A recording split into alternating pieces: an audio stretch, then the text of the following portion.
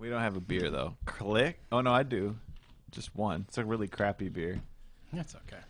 I'll put a sound effect in Yeah. if you want. Crack a cold one unless you're driving. It's not my joke. Welcome to Polymuse. Crack a cold one. Get yourself a nice beverage. Sit down. Wet your lips. We're going to dive into this juicy album. Wet your whistle.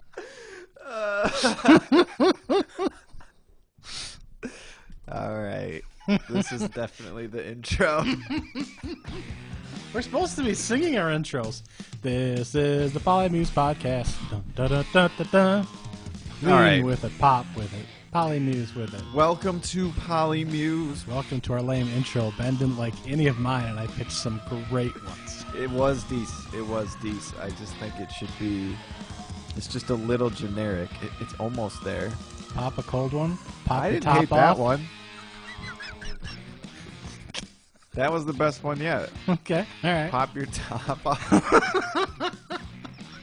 It's not an expression. Recycle when you're Yeah. done.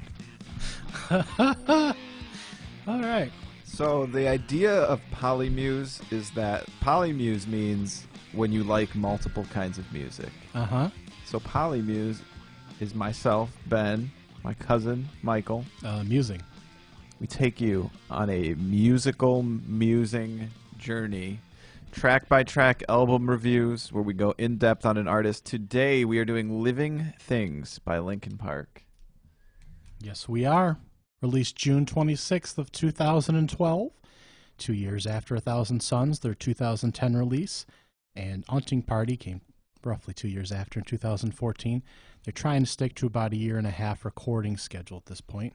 So way closer than Minutes to Midnight. That whole little, it felt like a hiatus. They were working the whole time, but that break that we always talk about. But yeah, 2 years, that's a lot more typical, kind of industry standard. This one was actually recorded March of 2011 to April 2012.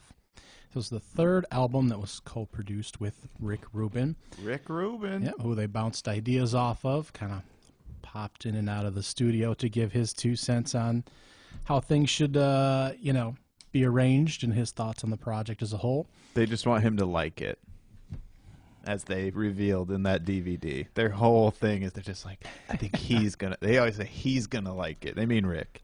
It was, I think that they did very much value each other's opinions and liked working with Rick very much. So He knows what's very good. well respected. He knows what's good.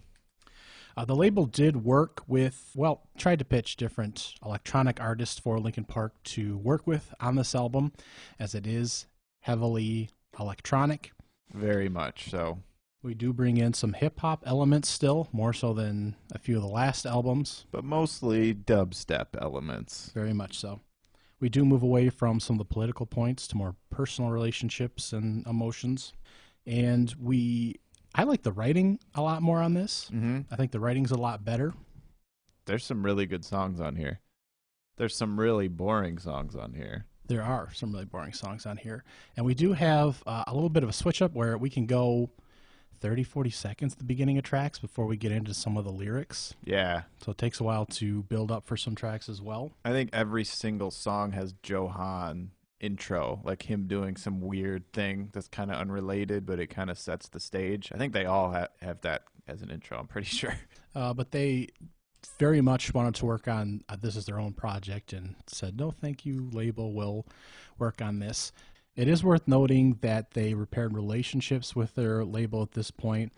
They felt that they had not been getting royalties as they had been, and they had hired someone to come through and do an audit. Yeah, and they cleared out Danny Hayes, who they've been working with since they were called Zero, previous to Chester joining the band. Right. With an X. With an X. Zero with an X. Zero with an X. The old name of Linkin Park. Yep. And so they cleared him out of there after some disputes. Wow. And cleared some things up and got proper royalties now for digital sales, which, oh my gosh, at this point was very important, as this was one of the first Linkin Park albums. So they were getting screwed out of their digital royalties, basically. Yeah, which is very important at this point now, as digital downloads were much more prevalent. Yeah, they got to fire that guy. So that was a very big, important point at this juncture. And What year? This was in 2009 Okay. that the audit was performed. So sometime after that, this was all resolved. I imagine the audit took a little bit longer than that. Yeah. But thankfully, got that kind of cleared up. And from some behind-the-scene footage you can see on various clips here and there, it looks like they had a much easier time getting this album together. It was much more enjoyable. As you can see from past videos and recording 1,000 Suns, it was a very stressful work environment for the group. Yeah. They did not look like they were having fun in that video. I remember Living Things came out. It felt like super quickly after 1,000 Suns. It was like, hey, did you hear there's a new Linkin Park album? And it's like, yeah. It's like, hey, did you hear there's a new Linkin Park album again? Like, that's what it felt like. It came out very soon after. Very kind of them trying to be contemporary. They're like actively trying to be, because they know that like metal and new metal and rock is kind of a thing of the past. They don't want to play the same music every time. Like they've already established they have to do different music on every album, which is awesome. But this album is super like EDM, dubstep. They're trying to compete with dubstep basically. It's like they've been exposed to a lot of electronic music, like super, super heavy bass music and synth music. And they bring that into their songwriting to varying degrees of success. It's very interesting because they did state that their previous 4 main albums, they were trying to bring elements of all of those in. And in addition, they always do bring elements of what's currently on the come up into their music. So Skrillex this year was nominated for Best New Artist at the Grammys. So he was certainly on the come up, and he did clean up in a number of other categories across the board in other areas. So Linkin Park has to lose a little bit of points for that. Like I get what they're trying to do, but they even say it in the 1,000 Suns DVD. They're like, I can't remember exactly what they say, but they're like, we're not trying to get a hit. We're trying to just be us. Like whatever we make is what we make. But on this one, I like a lot of it. Some of it really hits and really works. There's actually some songs on here I love, but I do think they are going a little far in the direction of trying to like chase a trend on here. Yeah, like they're not at the forefront of this kind of music at the time. I think they do a fairly good job on most of it, bringing their own elements in. Reviews were mixed, as you can imagine. It like we've stated, is very, very heavy electronic throughout the whole thing, throughout the whole album. And that was all across the board. Critics took it different ways. There were no horrific reviews from what I could find. It just very mixed, from kind of blah, it was okay, to it was pretty good. Do you remember when it came out? Did you get it? Did you check it out? I definitely checked it out at the time. At the time, I was onto other music. I don't remember checking it out at the time. Maybe a couple of the singles. Burn It Down was certainly the first one that came out with the release, when the album art was released. And I certainly remember what I thought at the time was a guy kind of falling apart into paper. He's like ashes. Yeah. That's pretty cool. I remember that. Yeah. It's iconic. They did great on that. Yeah. I had to re-listen to catch all of the tracks. But I remember a couple of them that were on the radio, a couple of the big tracks. Yeah. But I certainly don't remember the whole album. But I enjoyed it, going back through and re-listening to the whole thing. Yeah, I always kind of kept it around. All of them. I eventually checked them all out as I grew up, and then kind of kept each of their albums in rotation. So I knew all the songs on here, but it was always fun. I'm not sick of Linkin Park yet. It's awesome listening to these over and over again to make notes for the podcast every time. Yeah. Like I stated, Burn It Down was released April 16th, 2012. First single? Yep, first single with the artwork. The second single was Lost in the Echo, released October 19th, 2012. Powerless was released October 31st, Halloween 2012, so a couple weeks later. December 7th, 2012. So 5 weeks later, Castle of Glass was released. All 4 had music videos attached to the single as well. This album also got a release as an instrumental a cappella as well, with the tracks listed first as instrumentals, and then it's just the a cappella, so you can listen to each part separately as well. You see that a lot more in hip hop, but it's cool that Linkin Park, figured that out and added that to their repertoire. I think you can get those for a few of the albums now too, like Hunting Party and a few of them. That's pretty cool because then you can do remixes. Yeah, you can, and then you can listen to. I think going back and listening to some of the breakdown of certainly as it is the a cappella or the instrumental, the individual pieces as you wish from different songs. So that's kind of cool. I like doing that. Certainly made it easier to review certain parts if you wanted to hear certain pieces. A couple of the big albums that came out in 2012. Lana Del Rey, Born to Die, One Direction, Take Me Home, Mumford & Sons, Babel. Well, Justin Bieber, Believe. We had Nicki Minaj drinking Pink Friday, Roman Reloaded. Katy Perry was dropping her Teenage Dream, The Complete Confection. We had Flow Rida Wild Ones, which is big only because those singles were all over the place. You and I both DJ'd a few weddings in our times, and those songs are still played. You got to play that one. Yeah. So a number. Kendrick Lamar's Good Kid, Mad City. Oh, wow. Yep. 3 Days Grace released Transit of Venus. So just a number. Taylor Swift, Red. Meek Mill, Dreams and Nightmares. Rihanna, Unapologetic. Flyleaf released New Horizons. So a whole bunch of memorable albums during this year. Justin Bieber, Believe. That was when he was still a child. He's still a child. Well, he's mid-20s and married now, I guess. So, but yeah. All right, let's get into the tracks here. So why is it called Living Things? What's the deal? I don't get it. I actually don't get it either. Yeah, I don't really get it. We'll figure it out. Yeah. We're going to figure it out. Let's do track by track. So you got track 1. You got Lost in the Echo. What do you think of Lost in the Echo right off the bat? So I had mixed feelings on this song. Mm-hmm. It's electronic-y. It's really kind of pop electronic rock. Super dubstep influenced. Very radio Super friendly. Polished. Yeah, definitely.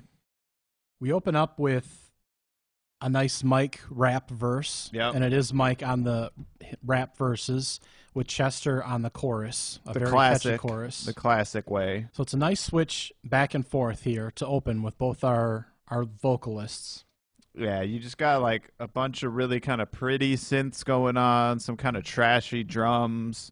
It moves, it grooves, it's got the wubs of dubs, but I don't really dig this song. It just seems so generic and so kind of trying to cram. It is kind of the sound that they were trying to find and narrow in on, and it had to exist, but it just seems so average that I gave it a straight up C. So I gave this an S. Okay. So, and it worked higher up in my grading. It started around a B. Okay. And I know we don't like a lot of the singles, which is what this was. And the music video depicts a gentleman going into kind of an overgrown area, maybe a wasteland type area, and giving out photos in a suitcase to other folks that appear desolate or homeless. And in these photos, people kind of come to life out of them, past loved ones. And at the end, the folks that had the photos kind of crumble and fall apart, kind of lost, and they fade into the photos. I don't understand the whole thought process behind it. They're lost in the echo, obviously. But compared to some of their early music videos, it's better. You got the bridge section gets super heavy with Chester screams, classic Chester screams. I just don't think it's enough Linkin Parky. It's too dubsteppy, poppy. I like that we have both vocalists. We got our rap. We get a little bit of our rock. We do get that experimental part of Linkin Park. I think this has all the elements that you would want. Mike's rapping is not bad. Nope. Lyrically, it's pretty good. He's got some good verses in here. It works. You were the foundation. Never going to be another work. one. So conditioned, I could never let go. The sickness, then sorrow.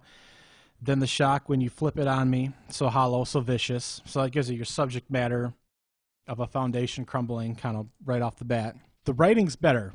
I like the writing. I think it's fine. So what's it about? It's a foundation falling apart, being betrayed, being backstabbed, and not having someone's back. Fairly simple.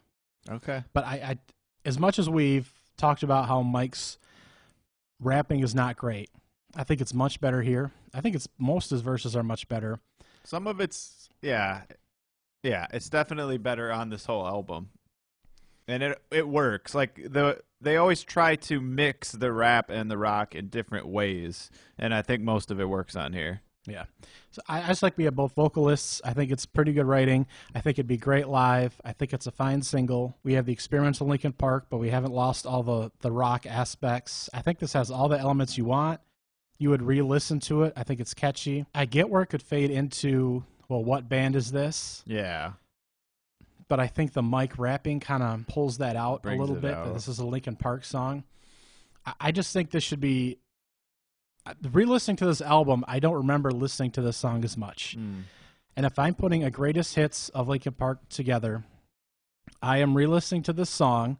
I can sing along with this song, and I'm saying this has all the elements of a Linkin Park track that I like, and I think this would be an S on my greatest hits. So on the last album, we agreed on almost everything. Yeah. No, on this album, right off the bat, I still think C. It just seems generic and average. Okay. It's not, to me, it's not them taking it to the next level. Like, it's a single. It's kind of just them doing kind of some of the stuff that they can do. I get what you're saying. And I agree on liking to see next level, but not every single thing can be next level. Sometimes you just need exactly what you expect from that band. And I think this hits all those points. It's their modern sound. It's kind of the genre defining. They stray from it and do other stuff, but it's like them kind of just setting up. I think this hits all their elements Yeah. within that pocket. That makes sense. Yeah. To that's me, good. that gets to the C. I think that sums it up. Yeah, we just have different. Well, let's Different roll on something. let's roll on and see what else we think here. So our second track is In My Remains. Not yours. In My Remains. So here we do have Mike and Chester again. Yeah, this one's got a lot more guitar and a lot more natural sounding drums than the last song, and I like it a lot more because of that. It mixes the rock into the dubstep a lot more convincingly. You've got keys on here, you got really choppy drums, some really awesome samples, synths. It's all 6 members just pulling it off, making really awesome assemblage of sound, a really good wall of sound. You got Chester on the verse, like kind of singing over some keys and a synth. Then it gets really heavy. You got Chester on the chorus as well, where they bring in more guitars. I think it rocks. I think it's kind of a dubstep rock song where you can really feel both influences. I agree.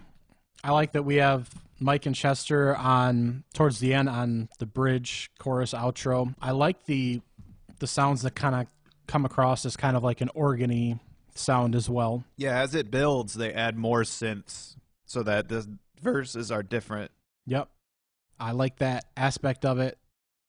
And I think we have quite a few tracks on here that are kind of that building. And I like the sound, but again, this, like you were stating about the previous track, I think it's just very radio friendly again, and just very, it's a little flat for me, I think. I think the bridge is awesome. It's got like just really clean keys, and it goes to Mike singing. It's like an army falling one by one by one. That part's awesome. Really builds back up, and it hits you again with the chorus. These are all just verse, chorus, verse for the most part, with a couple notable exceptions actually, which we'll get to. But this song just super basic structure: verse, chorus, end on a really heavy, happy chorus. Really fits with the stadium rock idea, making something that people can immediately sing along to on first listen in a stadium full of people and just feel the vibe all together. So it fits with that. I gave it an A. I think it's a way more convincing version. I think track 1 is them being like, here's our modern sound. I think this is a more convincing version of that same idea. I thought listening to this whole album that it would be just a great live album as a whole. And I'd actually gone through the past 4 that we've gone through as the main albums and thought, man, even though you have Hybrid Theory and Meteora, this might be one of the best for live if you were to play it all the way through. And I was saying that all the way back in the first live album we did. That was Right. like once they started playing stadiums, that became part of the songwriting where they're Yep. like, how do we get that many people all on the same wavelength and rocking with us? This one, I think they get it. I think they get it. Hey, Not as much writing in this one. yeah, the writing is not all the way there. Yeah. What's it about? It's about death. Typically, Chester singing about Broken hearts, Yep. pain, hurt. I like the synths on it. Yeah. I like it musically for all the reasons that you stated. I give it a B. I give it a B. I don't know that I'd cue it up too often. I do True. like what they're doing instrumentally, electronically as well. I just wish there was a little bit more, maybe to the writing. I like the harmonizing, like I stated. It's an all right track. A solid B. So you got track 3, Burn It Down. This album is a lot like the last, or a lot like a few of their albums, I guess, where they put all kind of the hits and the singles up front and then kind of the experimental stuff at the back. So this is yet another, it's a three-peat. It's another dubstep rock hybrid, slightly different. These are all different flavors of dubstep rock hybrid, but it's undeniably just them going full throttle on that type of modern rock sound. I like it better than track 1, I think. I do believe. It's very similar. I like it quite a bit. It was the first single out. You have to remember that. The music Okay, video so has this was the close to first. 305 million views at this Amazing. point. Incredible And accomplishment. it is That's ridiculous. that is ridiculous. That's nuts. It's because they're in every country, dude. Like, they have fans all over the world. They speak to so many people. It Yeah. worked. It's stadium rock. Yeah, that's crazy. And the video's pretty cool. They're playing in what kind of looks like a spaceship. It is them performing. And we have some slow-mo or frozen poses towards the end with them on fire. It's just a cool little music video of them performing. You got another song with Chester on the verse and on the chorus. They're a little bit less guitar, a little bit more synth than the last song. This one for me again is just, I understand it was like a big radio song, but again, when we have Mike rapping, Got Mike rapping kind of on a bridge. yeah, well, just a touch, and we have Chester doing his thing, very good vocals by Chester, and it's very Linkin Park at this time. So Yeah. rock, a touch of electronic, and leaning more towards the rock side, I think, on this particular track. And I went back and forth on this track too. Yeah. For me, I think this is an S as well, Wow. which earlier when we started these podcasts, I don't know that I would have said that Okay. because I was like, let's find stuff that sticks out. The You're So Sure is Linkin Park, just the weird stuff. But this is, I think, exactly what it needs to be. This was a massive hit. It's Chester's distinct voice. You still got a little mic on here. Mike Shinoda. Not like microphone, but Mike Shinoda. True. And it's just it's got a little bit of the electronic, which is what they're experimenting with. And it's still very, very Linkin Park. I think it has the elements of what you need. You can sing along with it, even if it was beat to death on the radio. Yeah. So to me, if I'm putting our greatest hits collection, and again, I think you're on board with me, like, yeah, mix it with like, what are we going, 16 songs or something like that? We'll see how far, how many we get at the end. We Okay. That sounds about right. Okay. Yeah, that's what I was thinking. That's what I was thinking. About 14 Okay. from the whole career. Yeah. That's what I was thinking. Okay. But I think this is on there. I gave it an This S. makes the cut, huh? I may have to recalibrate towards the end, but right now I have this as an S for me. I gave it a B-. I think the lyrics are kind of generic. I don't really like the burn it down, build it up thing. I think it's a little too cliche. I think it's better than track 1 and worse than track 2. So that's where it's right in the middle there. Lyrically, it is open to interpretation. Okay. It's yeah.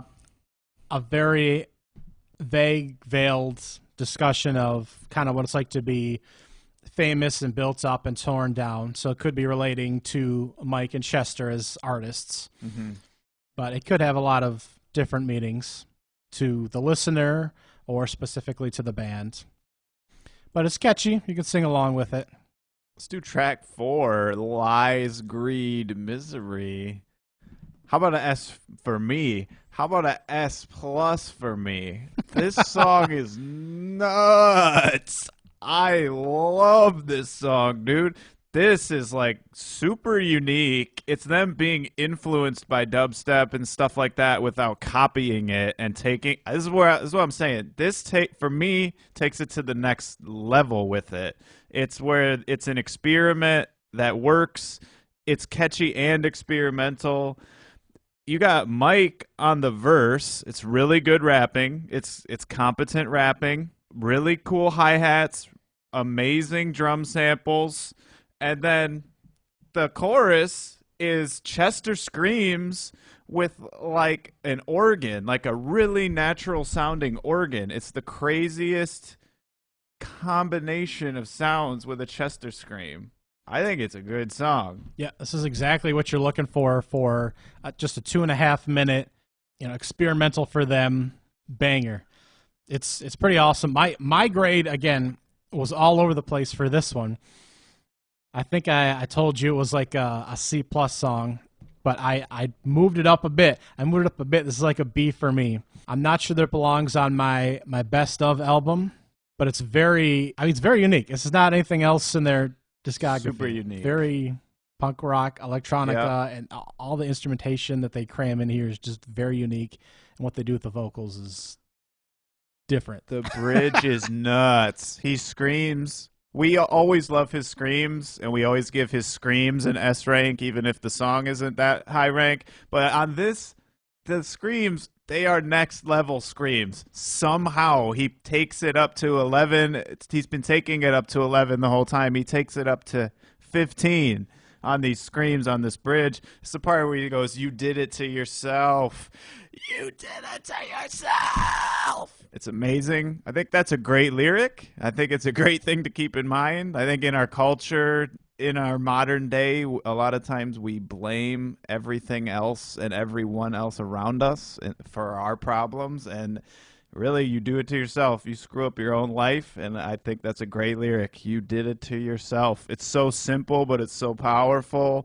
It really wraps up kind of an extreme lifestyle that fits with the extreme, like punk rock, electronic instrumentation. I think it's perfect. I love songs like this. Lies, Greed, Misery. I give it a B, and you play it on repeat. Oh, yeah, I would go straight to this. I go straight to track 4 on this. Next up, we have I'll Be Gone. This one is kind of generic for me. It's kind of a power ballad, but they kind of half-ass it. It's a little more epic sounding than a power ballad. It's yet another flavor of electronic, post-dubstep, post-rock, whatever this is, stadium music. Another verse, chorus, verse. Yeah. So not a lot of switching it up lyrically. So not a whole lot of variation in the writing, I should say. You got Chester singing the verse, and then you get these violins coming up behind him, which is kind of cool. The bridge is really bad. It's just like a kind of few chords and an instrumental thing and some stuff. It just doesn't fit. It's just like a little. They really, really wimped out on the bridge. Yeah, the bridge isn't. It's just not as strong where it needs to be. The choruses are the strength, kind of the beginning. And again, this song doesn't really come in with the lyrics until about 40 seconds in. The chorus isn't there, though, either. It ain't quite. No, it's not. No Mike on here, just Chester. Right. As a whole package, I gave it a C-, and that might be generous. I think this is the weakest song on the album. I wrote C- and then crossed out the minus. I don't remember why I bumped it up to a C, but maybe for those violins. I'll stick with a straight C. Castles of Glass is another huge favorite of mine. I think this should have been the hit. I think it's a tragedy that this song's not as well known as some of their other ones, or not really known at all. As far as I know, it was the 4th single, so it wasn't the first or second or third round pick. This is great. You got Mike singing. He's singing, not rapping, the verses. Very cool drum samples. Very catchy. Very experimental. All of the instruments sound super unique, like a natural sound, but also an electronic sound, like something you've never heard before. The song did go platinum in 2 countries, and it Okay. was used in the Medal of Honor Warfare video game. So I don't know what I'm talking about. I got to cut the things out I said. Did you know this song? Really? Like, really, though? I had heard it because it was in a video game, I believe. All right, I'm going to cut a bunch of this, but continue. But I didn't know it. The track does have a music video as well that's military related. Not super great, but it's fine. I like the singing Yeah. in the track. They harmonize with each other. Yep. Doesn't happen every time. They Excellent. sound great together. Mike and Chester singing together. Can't get any better than that. It's something you don't hear them do enough of. Is the multiple members harmonizing like this. I wish that it feels a little bland at times to me, personally, but I do like the singing on it. I started kind of low on the track.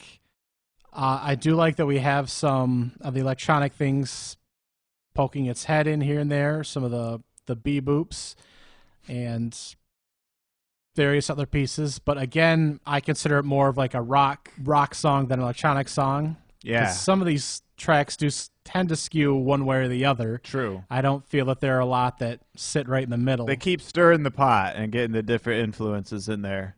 I don't know if I said it. I gave it an S. I think this is a perfect chorus. I think the writing is great. The melody's great. The instrumentation's great. I think it just hits exactly where you want it to hit. I think it's catchy as hell. It is super catchy. I give it a B-. Oof. I think it's just kind of boring at parts. I think it's kind of boring. I think it's kind of perfect at parts. Okay. It's interesting how we lined up so much on 1,000 Suns, and It on is. this we are like at opposite ends on almost every song. We are very it's different. interesting because it's so experimental. It's they got their different amounts of influences showing on each track.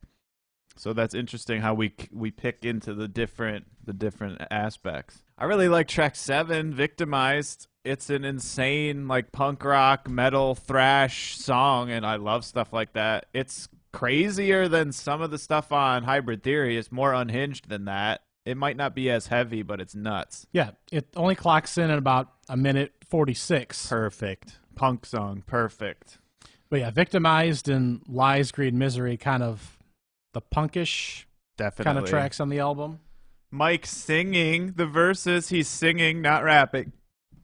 You got Chester screaming the chorus. Sounds great. A one-word chorus. No, a couple words. Never again victimized. Good lyric. Simple but good. Crazy samples tying it all together. Like really weird kind of falling down the stairs, drum rhythm, weird sounds. But it like goes throughout and kind of ties the sections. It's only 1:40 seconds, like we said, but there are different sections in here. Yeah, there's a whole lot going on for Yeah. the brief runtime. Yeah. I think this is a B for all the elements that they're able to include and the high energy and having both vocalists in there, the strong screams from Chester.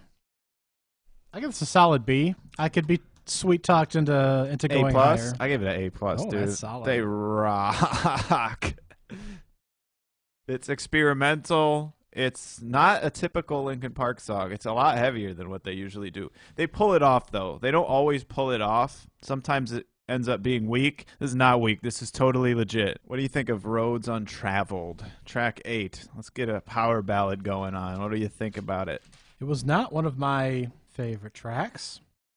We do have Mike and Chester. We do have a few verses, but they're just very light, very short, not a ton of You got Mike singing, lyrics going on. singing, not rapping. True.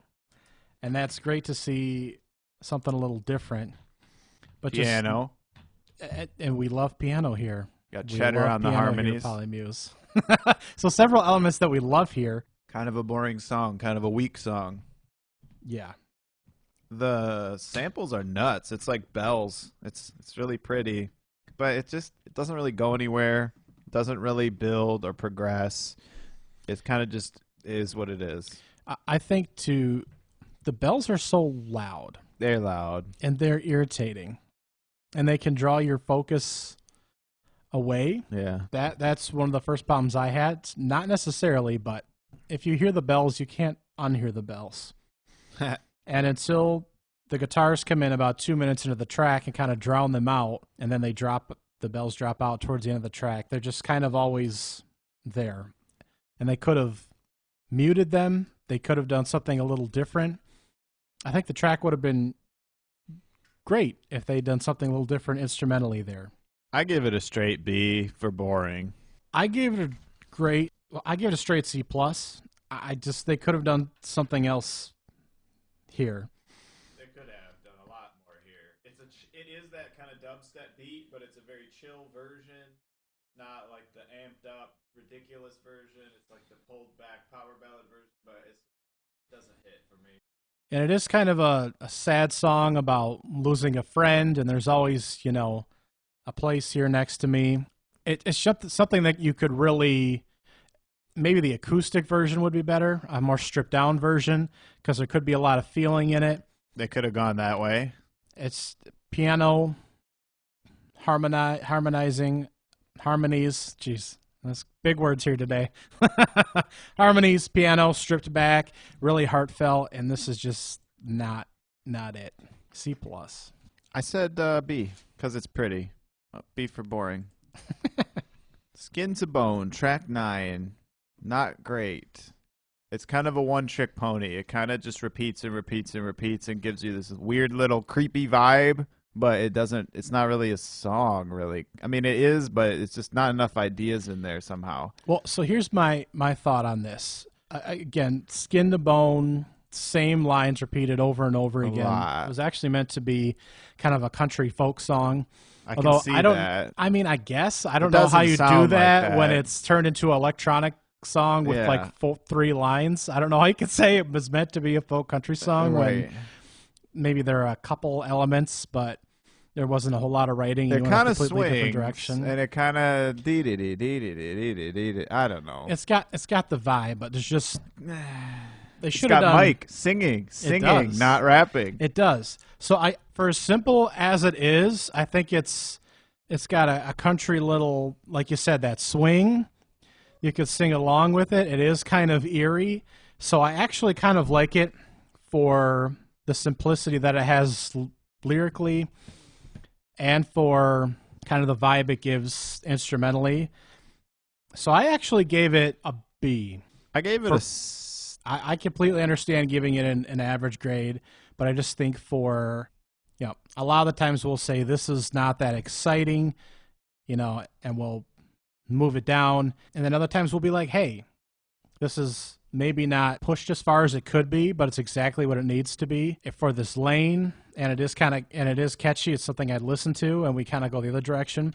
So in this particular case, I'm taking that road. They could have done more with it lyrically. They could have gone other directions with it and done a few other things. But for what it is, I think it is something I would play every once in a while. And it's a fairly enjoyable track for what it turned into. So I'm giving it a solid B. I give it a C minus. This was kind of a skipper for me. It's just too repetitive. I just don't like the vibe of it.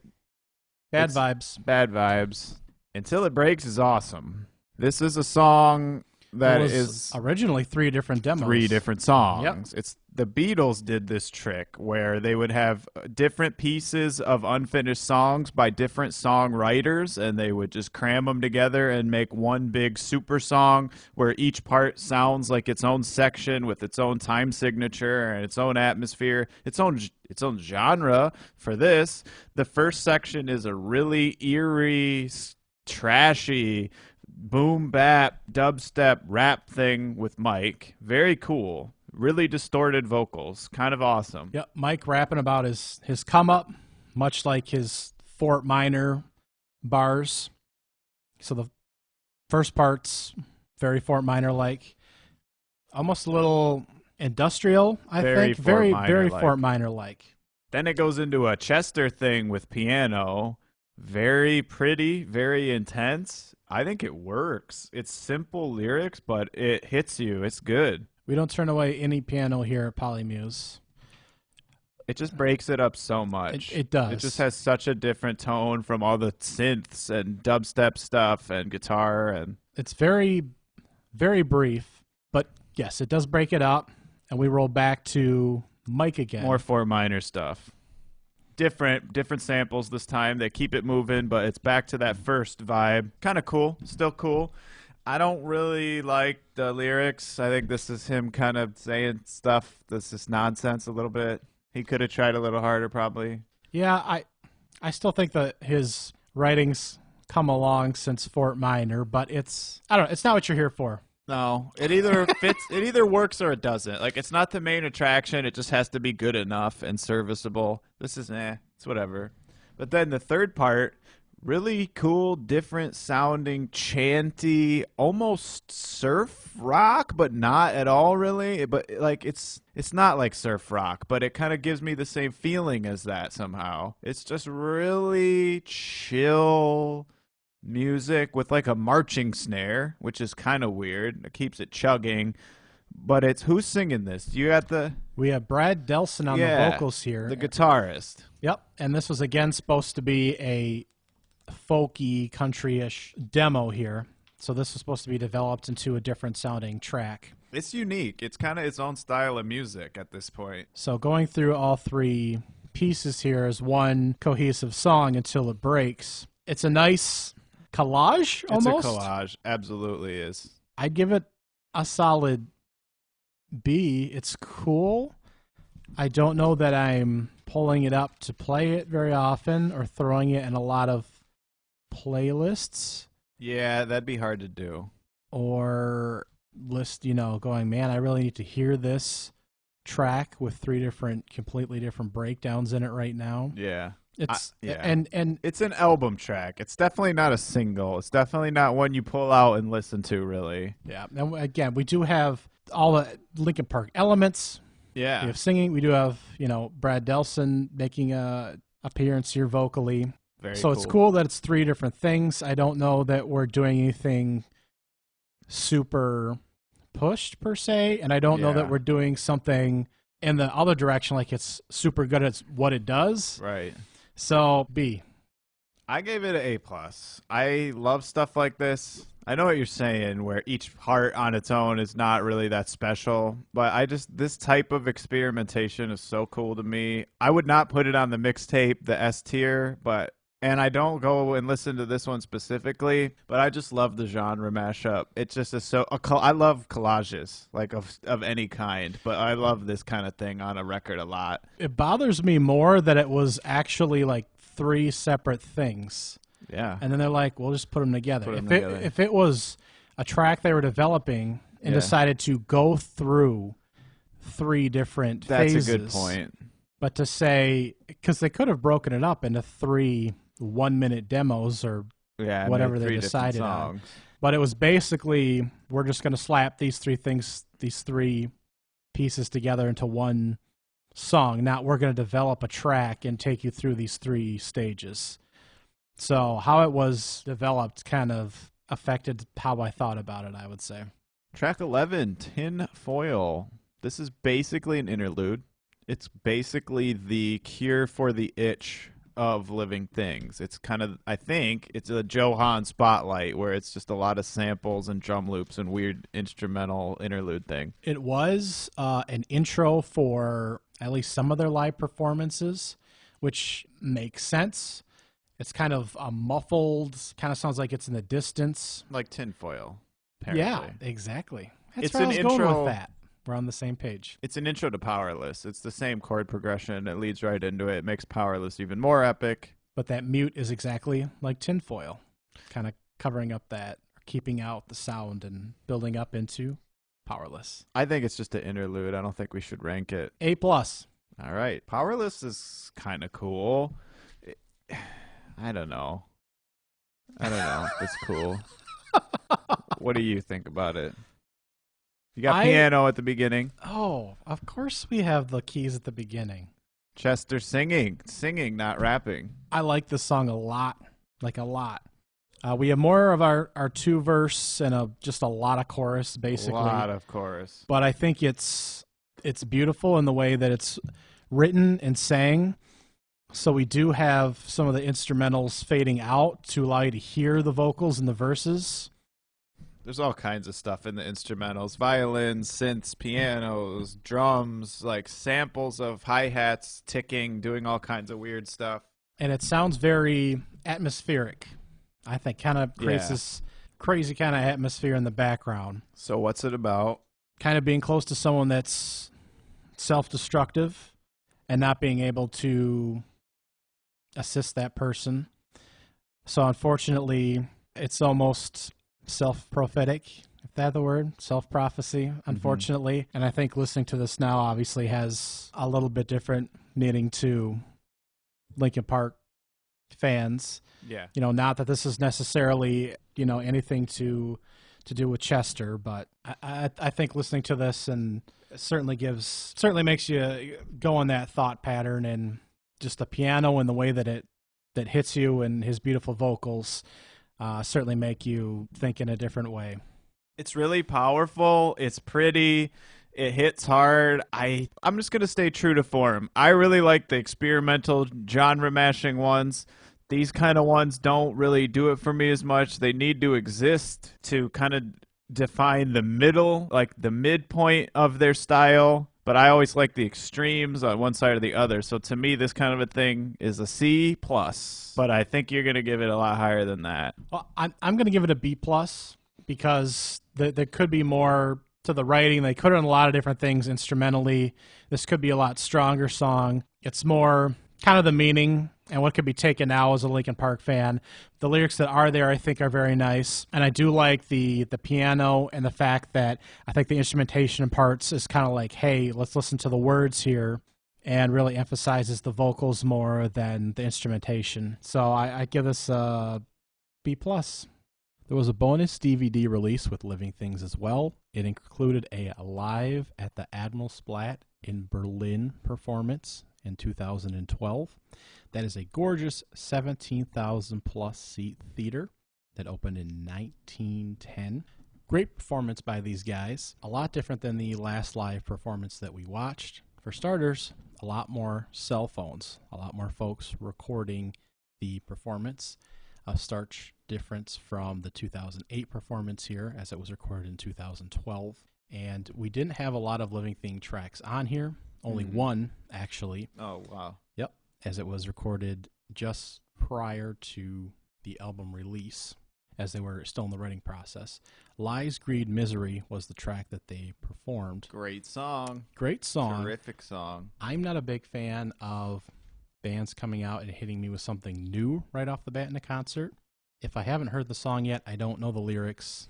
Cool that it's new, but I can't sing along. I don't know the tempo, the rhythm. Am I dancing to this? Is it a slow jam? I mean, you can pick up on it, but I'm not a huge fan of a group dropping something new on me that I haven't heard before ever when they do a live performance.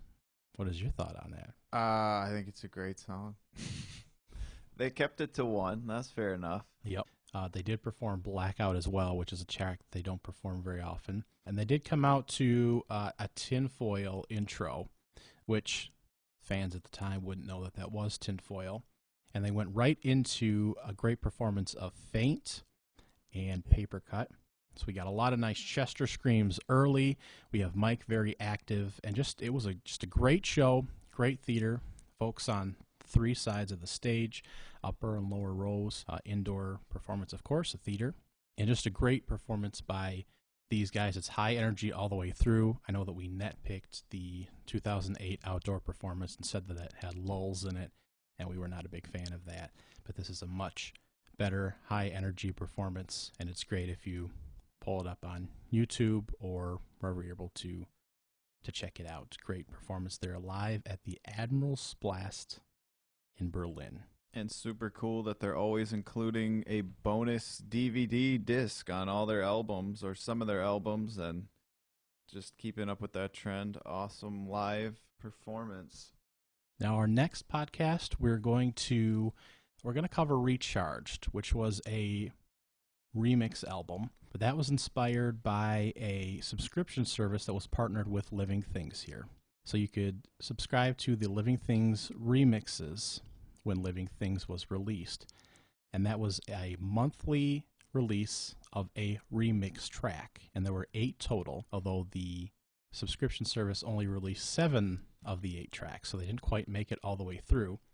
And that's because it inspired Recharged, which is similar to a Reanimate remix album. So we'll be covering both those topics, hitting on the subscription and the full Recharge review on our next podcast. Overall, I like Living Things a lot. A lot of S-tier tracks on there. I think that the songwriting is great. I think some of the stuff is them trying to fit with the times a little bit too much, trying to, stay modern instead of just, doing whatever comes naturally to them. But sometimes they nail it. Sometimes it's like their spirit of experimentation in a fresh new way, in a modern way. But sometimes it is kind of derivative dubstep stuff that I don't want to hear. Some S's, some C's, some D's. The songwriting continues to evolve. Yeah, I like the new direction. A couple songs, obviously, I really liked that would be on my best of collection. So just overall, the project was not one of their best, but I think a couple standouts from here. Certainly worth the listen. But okay, overall, okay. See you next time.